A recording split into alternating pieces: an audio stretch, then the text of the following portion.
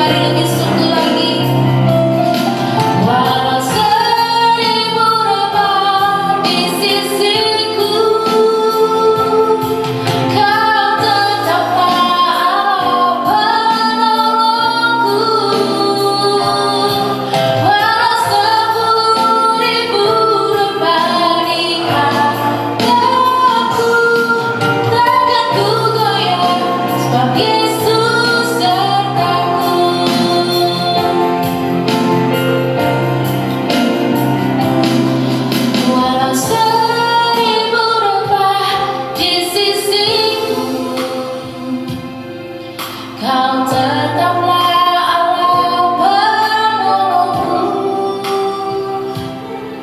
walau 10.000 berbanding hadapku, takkan ku goyah sebab Yesus sertaku.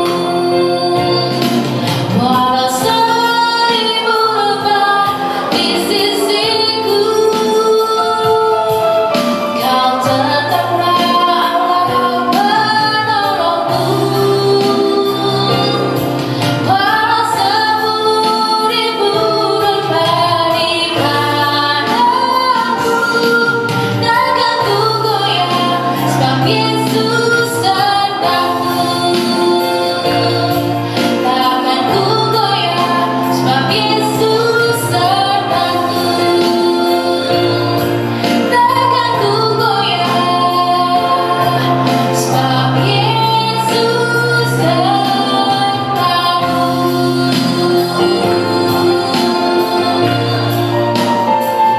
Terima kasih Tuhan, kami mau bersyukur padamu, sebab Engkau serta dengan kami Tuhan. Kami mau sembah Engkau lebih lagi, katakan haleluya. Mari senangkan hatinya, mari sembah Dia Bapak Ibu Saudara, dimanapun Bapak Ibu Saudara berada. Tinggikan namanya, muliakan Dia. Kami sembah Engkau Tuhan, kami tinggikan Engkau. Haleluya. Bersyukur buat kasih setiamu Tuhan. Terima kasih Bapak, terima kasih Tuhan Yesus. Kami merasakan hadirat Tuhan di rumah kami, di tempat ini Bapak. Sedang kami akan terima berkat firman-Mu Tuhan. Kuasailah setiap hati kami Bapak, sehingga kami boleh layak mendengarkan dan menerima firman, menjadikan rema, menjadi pelita buat setiap kami. Terima kasih Tuhan Yesus. Terima kasih Bapa. Di dalam nama Tuhan Yesus kami berdoa bersyukur. Haleluya. Amin. Shalom. Pada tahun ini Bapak Gembala menginstruksikan atau menghimbau sebuah tema. Kalau tahun lalu Anda perhatikan khotbah Bapak Gembala, membangun manusia baru yang berkarakter ilahi. Ada dua bagian ayat yang digunakan oleh Bapak Gembala, yaitu Kolose pasal 3 dan juga Efesus pasalnya yang keempat. Nah, pada bagian ini saudara, saya akan membawakan satu tema dari Kolose pasal yang ketiga dengan judul tema mengenakan manusia baru. Kolose pasal 3 ayat yang ke-9 sampai dengan ayat yang ke-10. Demikian firman Tuhan. Janganlah lagi kamu saling mendustai, karena kamu telah menanggalkan manusia lama serta kelakuannya. Ayat 10, dan telah mengenakan manusia baru, yang terus-menerus diperbaharui untuk memperoleh pengetahuan yang benar menurut gambar haliknya. Saya ulangi yang ayat 10, saudara. Dan telah mengenakan manusia baru, yang terus-menerus diperbaharui untuk memperoleh pengetahuan yang benar menurut gambar haliknya. Nah, saudara-saudara, topik mengenai manusia baru dalam Alkitab itu hanya muncul di dua kitab. Yang pertama adalah Efesus pasal 4, yang kedua adalah Filipi pasal 3. Jadi istilah manusia baru, saudara, hanya muncul dalam tulisan Paulus di dalam dua surat, yaitu Efesus dan Kolose. Bukan satu kebetulan, saudara. Kenapa tema ini bisa hampir mirip, gitu ya? Karena memang Efesus dan Kolose itu merupakan tulisan yang dibuat oleh Rasul Paulus pada saat Paulus berada dalam penjara di Roma. Jadi surat ini, saudara, salah satu surat yang digelar surat penjara. Jadi ada beberapa surat yang ditulis oleh Paulus, saudara, pada waktu dia ada dalam penjara Roma. Berstatus sebagai tahanan, dia mendengar berita dari beberapa jemaat, gitu ya. Karena waktu dia di penjara, Paulus masih boleh dikunjungi, saudara. Dia mendengar berita yang dihadapi oleh jemaat-jemaat tertentu. Salah satunya Kolose. Kalau Anda perhatikan juga antara Filipi dengan Kolose ada kemiripan. Miripnya di mana? Kalau Anda yang pernah mengikuti katekisasi pranikah, saudara, salah satu ayat yang atau bagian sub ayat yang bicara soal kehidupan suami dan istri itu pasti diambilnya dari Efesus dan Kolose. Sebab memang tema itu diangkat, saudara, bukan tanpa sebab, karena memang ada hal-hal yang terjadi di tengah-tengah keluarga jemaat pada saat itu. Kenapa? Karena topik mengenai keluarga di luar itu nggak dibahas banyak, saudara. Tapi di Efesus dan Kolose itu dibahas cukup banyak. Tetapi apakah dua surat ini berbeda? Ada perbedaannya, saudara. Kalau Efesus berbicara tentang hidup dipimpin oleh roh Tuhan atau roh setan. Tapi Kolose itu berbicara tentang keutamaan Kristus. Kristus adalah yang terutama. Bicara soal konteks mengenakan manusia baru, saudara, saya ingin kita fokus di kata mengenakan. Nah, saudara-saudara, ada satu buah istilah yang digunakan dalam tulisan Paulus untuk kata mengenakan. Tolong diklik. Namanya adalah endusamenoi. Ini merupakan satu istilah asing yang mungkin kita baru pertama kali dengar, saudara. Tapi kita fokus di kata mengenakannya. Kenapa? Karena kita akan belajar dari kata mengenakan ini. Ketika ditempelkan dengan istilah manusia baru, kita akan lebih semakin paham, saudara. Nah, endusamenoi itu, saudara, itu artinya memakai. Kenapa? Karena konsep manusia baru yang ditawarkan oleh Paulus kepada jemaat, itu beda konsepnya dengan tubuh kebangkitan atau tubuh kemuliaan. Kita baca kisahnya, saudara, salah satu contoh tubuh kebangkitan adalah pada waktu Yesus bangkit. Dia memperoleh tubuh kemuliaan atau tubuh kebangkitan, gitu ya. Bisa dilihat, begitu ya. Ada hal-hal supranatural apa? Anak kita mencatat dia bisa tembus tembok, saudara. Dia juga bisa lapar, dia juga bisa haus, dia bisa berinteraksi dengan orang. Nah, konsep manusia baru berbeda dengan konsep tubuh kemuliaan, saudara. Manusia baru bukan bicara soal hidup ini nih, fisiknya baru, bukan. Tetapi ini bicara soal karakteristik yang baru. Lalu apa hubungannya Pak dengan endusamenoi? Kata endusamenoi, saudara, itu identik dengan istilah ketika orang memakai pakaiannya untuk menunjukkan jati diri. Pada saat itu, saudara, ada tradisi Anda bisa lihat status orang dari apa yang dia pakai. Contoh, saudara, contoh. Mungkin kita di Indonesia atau di kota Jakarta tidak terlalu kentara soal itu. Tapi ada beberapa contoh yang saya bisa sampaikan kepada saudara. Contoh ya, saudara. Pendeta. Saudara-saudara, pendeta zaman dulu itu punya seragam khusus. Jadi bukan jas modern kayak begini. Jadi kalau Anda pergi ke HKBP, ke gereja seberang nih di GPIB, itu mereka masih mempertahankan pakaian khusus pendeta, jubah hitam. Biasanya menggunakan white collar atau kerar putih.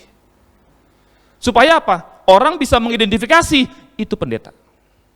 Kalau Anda pergi ke lembaga pengadilan, begitu ya, ada juga orang yang memakai jubah yang mirip-mirip dengan mereka.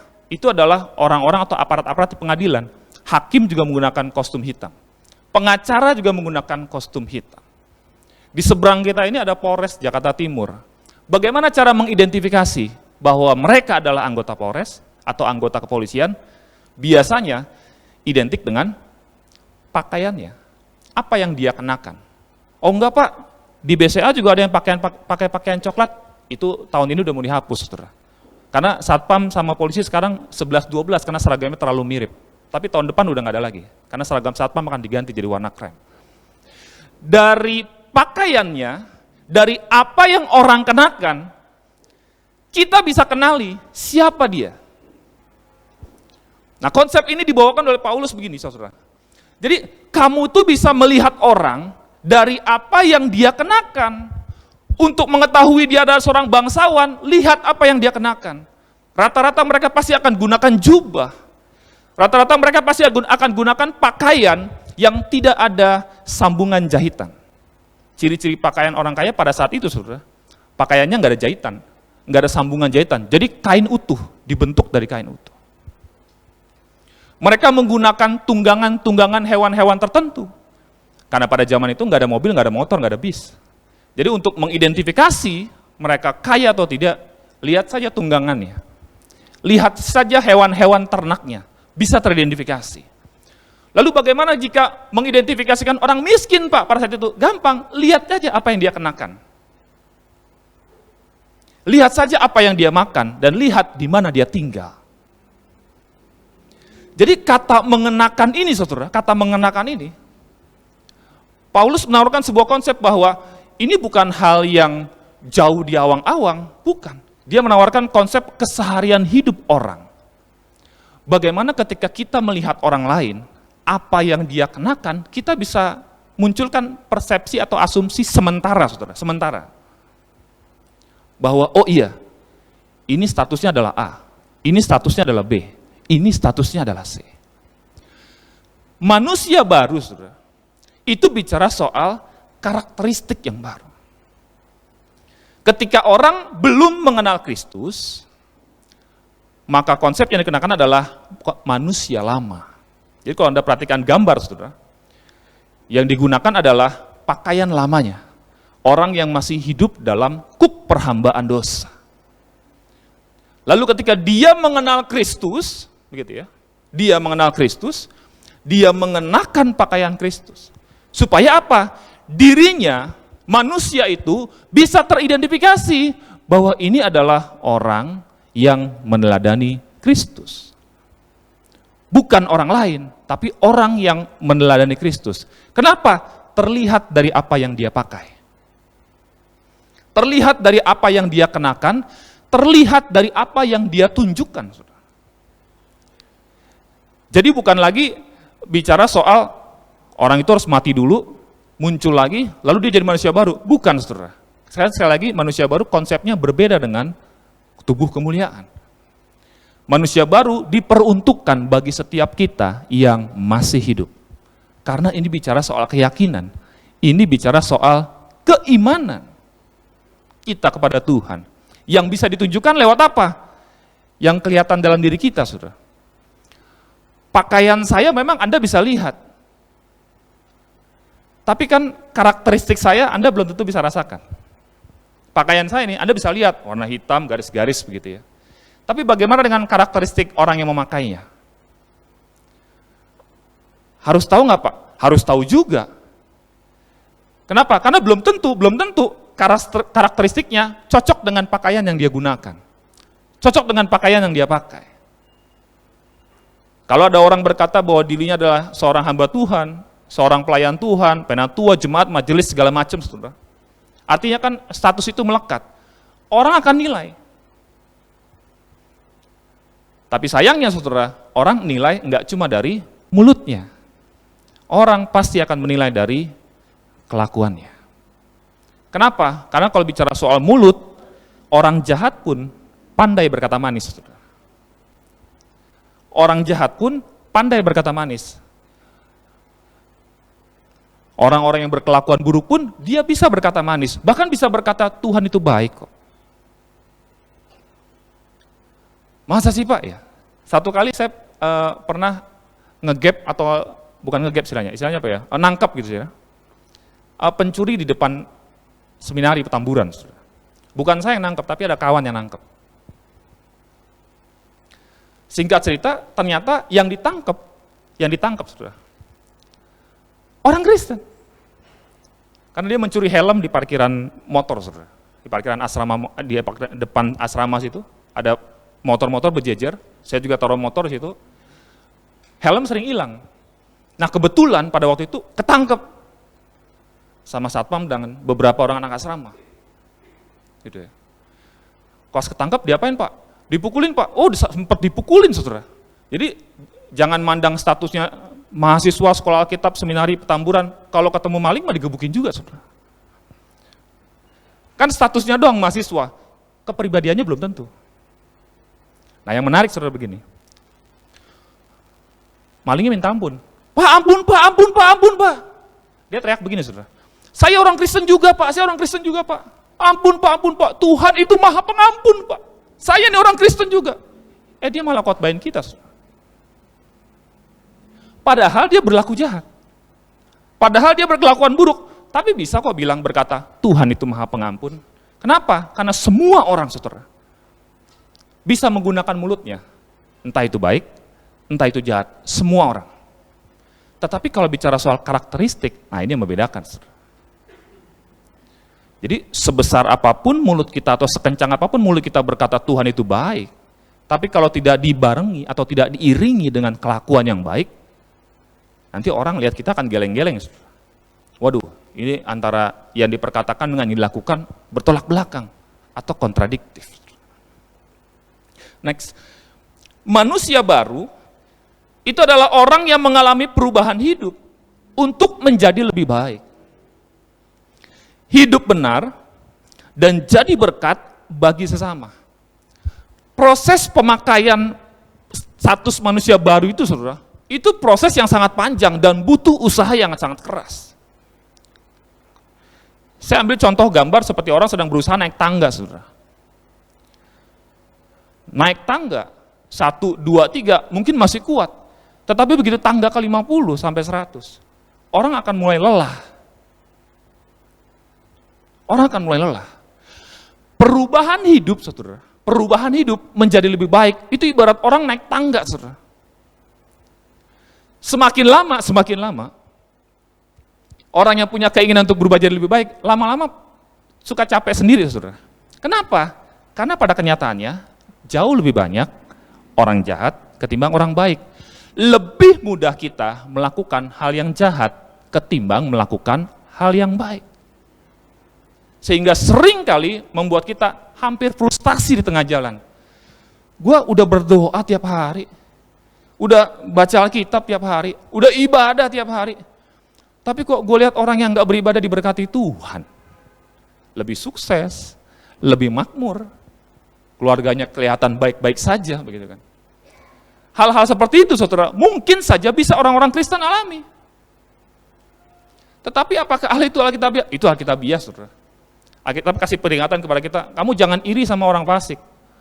Orang-orang yang beribadah, jangan lihat kesuksesannya. Tapi bisa nggak dicontoh mereka, Pak? Bisa, contohlah kerja kerasnya. Kalau mereka bisa berhasil, ya harusnya kita juga bisa dong. Apakah nanti capaiannya akan sama? Nggak sama, pasti akan berbeda. Tetapi paling tidak, sekalipun dengan orang yang tidak percaya Tuhan, kita juga bisa belajar dari mereka. Mereka kerja keras, mereka tekun, mereka rajin nabung, bukan rajin foya-foya. Makanya bisa sukses, bisa berhasil. Mereka menaiki anak tangga kesuksesan mereka bukan dengan hal yang gampang, tapi sangat susah. Lalu kalau kita melihatnya, lalu muncul keirian, saudara. Lalu muncul rasa frustasi, aduh gue kok begini-begini aja. Hal-hal seperti ini yang seringkali membuat anak-anak Tuhan jadi meninggalkan Tuhan di tengah jalan, saudara. Kenapa? Hidupnya mentok, stagnan, begitu-begitu aja. Dia lihat orang lain yang nggak percaya Tuhan jauh lebih sukses. Lama-lama depresi, kena tekanan mental, tinggalkan Tuhan. Kenapa? Merasa diri percuma. Kenapa? Karena begini, orientasinya adalah kesuksesan orang. Orientasi hidupnya adalah kesuksesan orang. Jadi kesuksesan itu dijadikan tolak ukurnya. Saya harus begini nih. Karena kebanyakan ikut seminar motivasi. Kebanyakan nonton-nonton sinetron. Lahir miskin, di tengah jalan jadi kaya. Kebanyakan nonton. Jadi sadar nggak sadar, lama-lama masuk di sini. Perempuan, mukanya jelek, dapat cowok ganteng. Keseringan nonton FTV. Jadi gue harus dapat nih. Kenapa? Karena yang masuk ke otaknya yang kayak begitu terus. Kesuksesan, kekayaan, ketampanan. Muka gue jelek nih, oplas ah. Kenapa sih oplas jadi booming? Karena masuk ke media. Dan di media digoreng terus. Jadi sekarang kalau kita dengar istilah orang dioplas, itu kan biasa aja. Oplas hidung, oplas bibir, suntik sana, suntik sini, filler sana, filler sini, begitu kan. Lama-lama sekarang itu jadi hal yang biasa. Saya juga dengar orang oplas sekarang jadi biasa, saudara. Mungkin dulu waktu SD dengar orang oplas, operasi plastik, serem amat ya. Masukin plastik SS masukin situ ya. Karena kan nggak ngerti waktu dulu. Tapi sekarang dengar hal kayak begitu biasa aja. Bahkan di Korea Selatan, hal itu jadi tren dan sering kali jadi sebuah reward untuk anak yang lulus berprestasi dengan baik di sekolahnya. Mau apa? Oh, operasi plastik mah, oh boleh. Nggak apa-apa, karena tren di sana.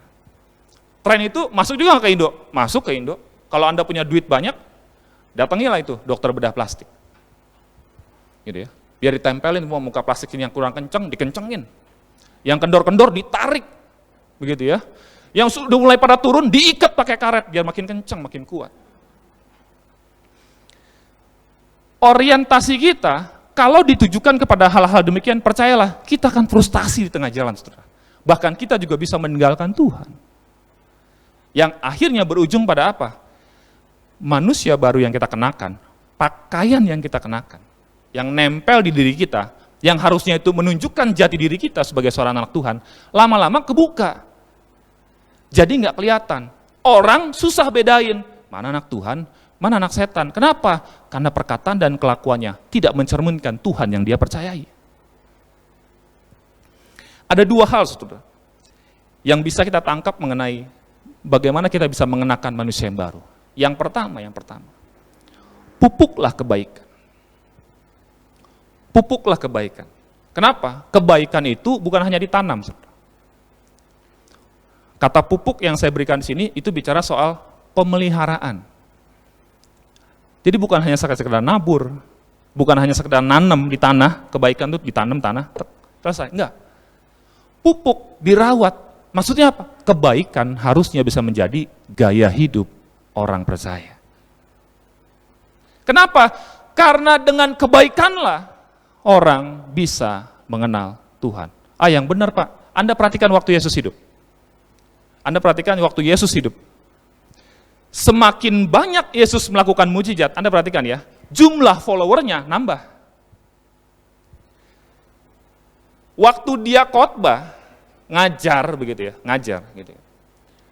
Matius pasal 5 kan bilang ada khotbah di bukit. Itu jumlahnya belum terlalu banyak, saudara. Tapi pada waktu dia melakukan mujizat, air jadi anggur, orang mati bangkit,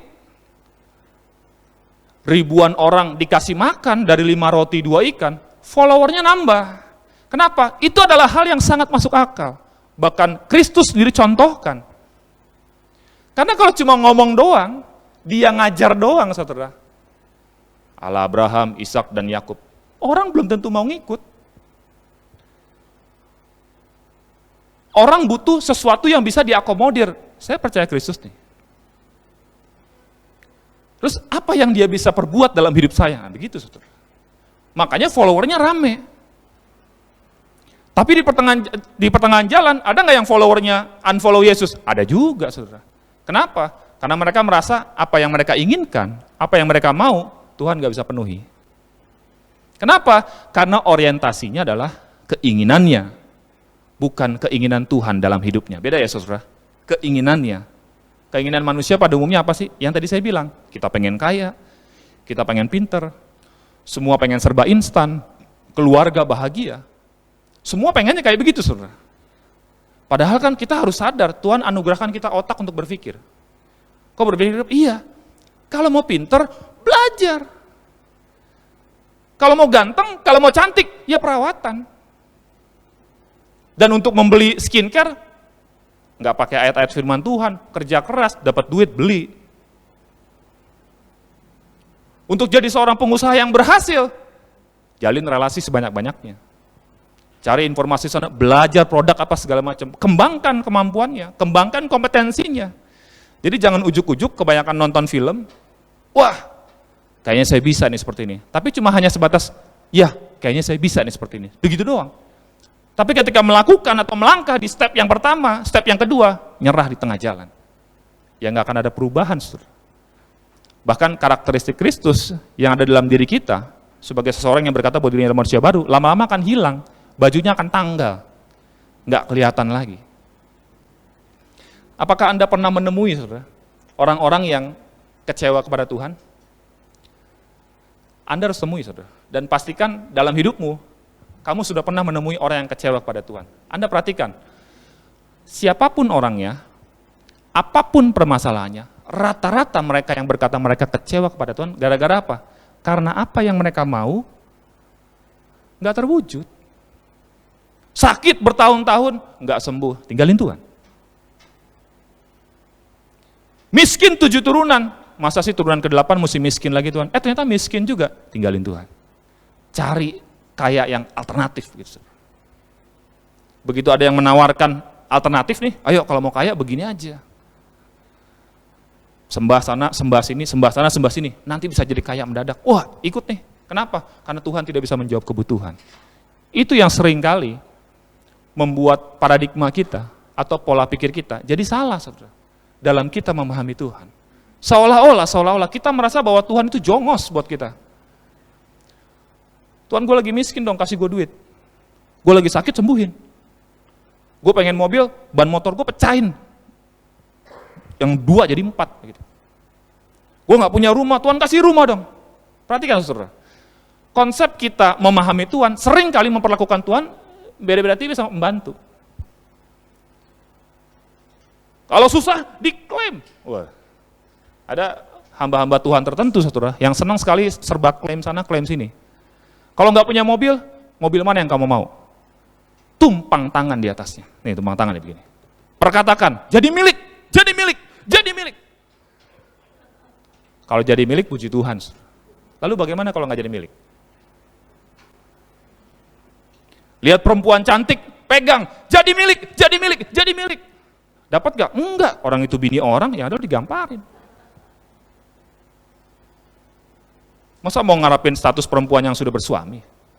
Enggak Pak, jadi milik, jadi milik. Tapi itu juga bisa tren di kalangan orang Kristen, saudara. Semua harus serba diklaim. Tagih terus, kejar Tuhan. Wih, ngeri banget saudara, kejar Tuhan. Kejar Tuhan atau kejar berkatnya itu kan beda, saudara.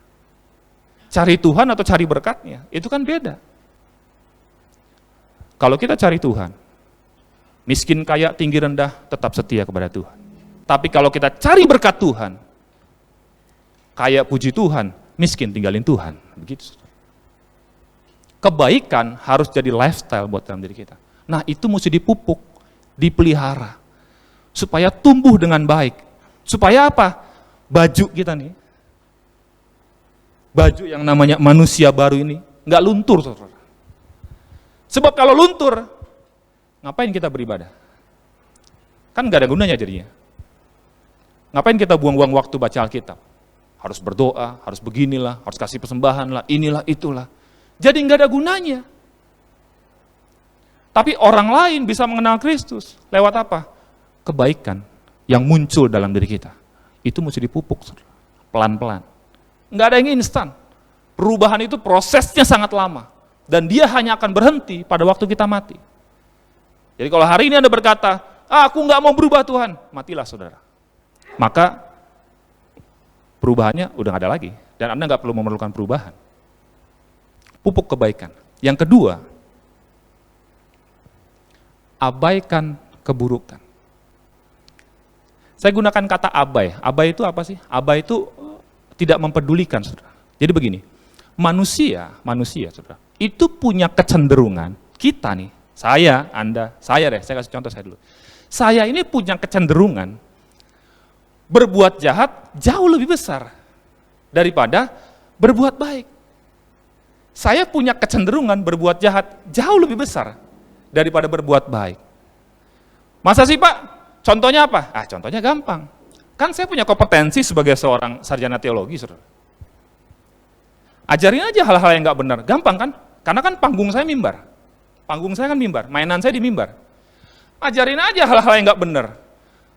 Kan jemaat kalau oneng-oneng dia nggak ngerti kan? Dia pikir, oh ya puji Tuhan. Pokoknya suara mimbar, suara Tuhan. Jadi apa yang diperkatakan orang di balik mimbar, itu seperti suara Tuhan. Padahal belum tentu. Potensi kita untuk melakukan hal yang buruk, kita harus tahu nih saudara, jauh lebih banyak. Jauh lebih besar jangan jauh lebih unggul. Makanya Paulus kasih nasihat kepada jemaat di Roma, hendaklah kamu jangan jemu-jemu berbuat baik makanya. Dan ingat, tubuh kita ini lemah. Tubuh kita ini lemah. Daging kita ini kuat. Jadi apapun yang kita inginkan, selalu berbicara orientasinya adalah pemuasan diri sendiri. Self-oriented. Apa yang kita mau? Gue mau ini, apapun caranya gue harus dapat ini. Akhirnya, kan apapun caranya kan, mau halal, mau haram, yang penting gue dapat ini. Kalau kita sadar, saudara, kita berpotensi jahat. Saya juga tidak mengatakan bahwa ketika orang sudah percaya Kristus, tidak ada kejahatan dalam dirinya, saudara. Enggak. Karena semua bergantung kepada manusianya. Oke, kalau hari ini kita berkata, aku percaya kepada Kristus, aku mengenakan manusia baru. Ingat, masih ada bibit atau potensi kita untuk melakukan hal yang buruk nih, saudara. Jadi nggak serta-merta tuh, Anda berkata mau terima Tuhan Yesus, Pak Gembala bilang, maju ke depan didoain, lalu pulang, Anda jadi orang yang berbeda. Enggak. Kayak Power Ranger gitu, rubah kostum. Enggak, saudara. Tetap aja orang akan pantau Anda. Orang akan lihat hidup kita. Lihat nih, yang suka maju-maju ke depan kalau didoain. Yang suka jumpalitan kalau didoain. Sungguh-sungguh nggak dia begitu keluar dari pintu gereja? Atau jangan-jangan cuma kebiasaan aja, kepengen didoain Pak Gembala. Bisa begitu? Sangat bisa. Makanya itu sebabnya kenapa pentingnya kita beribadah. Supaya apa? Setiap hari, setiap minggu, pikiran kita nih saudara, semakin dibaharui. Manusia baru pun dalam Kolose pasal 3:10 dikatakan begini, manusia baru itu harus terus menerus diperbaharui. Dia harus belajar terus. Memasuki fase pengenalan akan Tuhan lebih lagi. Enggak mengikatkan diri terhadap keinginan, belajar mengendalikan diri. Belajar mengendalikan bibir, saudara. Belajar mengendalikan tangan. Walaupun enggak mudah, saudara. Sulit sekali kita mengendalikan bibir, kan? Sulit sekali kita mengendalikan tangan. Tapi bukan berarti enggak bisa. Cuma memang butuh usaha yang sangat keras. Itu sebabnya, saudara, keburukan yang ada dalam diri kita, abaikan dulu. Acuhkan dulu. Kenapa? Sebab itu memang ada. Melekat dalam diri kita. Saya keburukannya ada nggak? Ada, bahkan mungkin ada bisa deteksi itu, 1-100. Kenapa? Karena kan lebih mudah menilai keburukan orang daripada kebaikannya kan, saudara. Pasti awan nih keburukannya nih, pasti Anda lebih gampang deh. Bahkan lebih banyak mengidentifikasi keburukan saya daripada kebaikan saya. Kenapa? Karena memang potensi pemikirannya begitu. Saya juga bisa begitu, saudara. Lihat orang, siapa sih dia? Ya ini mah anak bengal. Ya ini mah orang nggak benar. Padahal dia mau berubah, saudara. Padahal dia mau berubah. Saya ambil contoh kasus soal abaikan keburukan mengenai perselisihan Paulus dengan para rasul ya, saudara. Saudara-saudara harus tahu bahwa Paulus dengan statusnya sebagai seorang rasul itu beda geng dengan 12 murid Kristus. Beda kelompok, saudara. Bahkan ada penolakan dalam diri rasul, para rasul, murid-murid Kristus ke Paulus. Kenapa? Karena mereka tidak mengabaikan keburukan Paulus, tapi diindahkan terus. Ya ini kan pembunuh murid-murid Kristus. Ya ini kan orang yang kejar-kejar kita. Lalu tiba-tiba dia berkata, dia percaya Tuhan sebagai Tuhan dan Juru Selamatnya. Itu omong kosong pasti. Rasul-rasul aja begitu, saudara. Makanya mereka nggak berjalan beriringan, masing-masing. Kenapa? Karena sempat ada pemikiran. Untuk memperhatikan keburukan seorang Paulus. Karena masa lalunya Paulus ini bukan orang baik-baik. Saudara. Ketemu dengan 12 rasul, ini pasti ada udang di balik bakwan nih. Ini pasti dia mau ngancurin kita dari dalam. Kecurigaan-kecurigaan itu muncul, saudara. Makanya mereka nggak bisa pelayanan bareng. Udahlah, pisah aja. Jalan masing-masing. Petrus kemana, Yohanes kemana, gitu kan? Paulus kenapa? Apakah ada bagusnya, Pak? Ada bagusnya.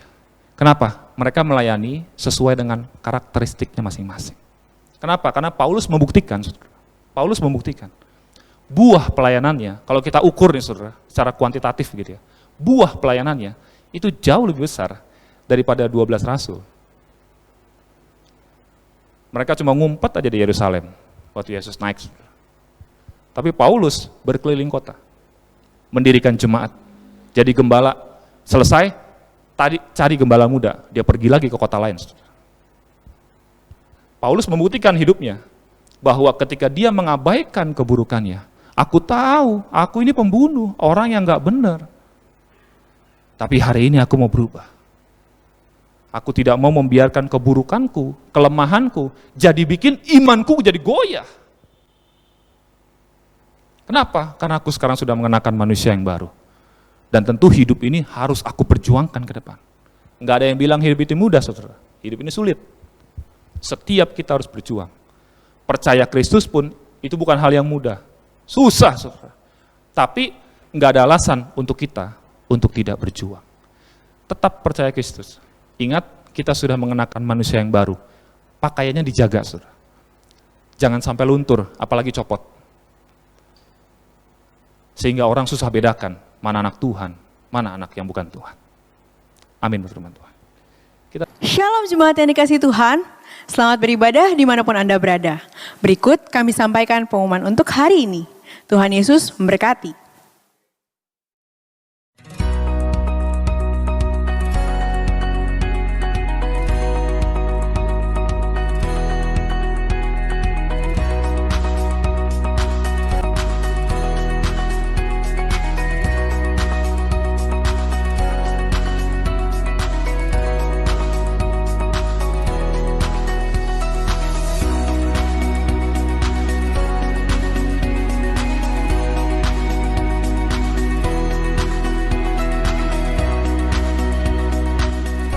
Kini saudara-saudara yang kekasih dalam nama Tuhan Yesus Kristus, arahkan hati dan pikiranmu kepada Allah dan terima berkat Tuhan.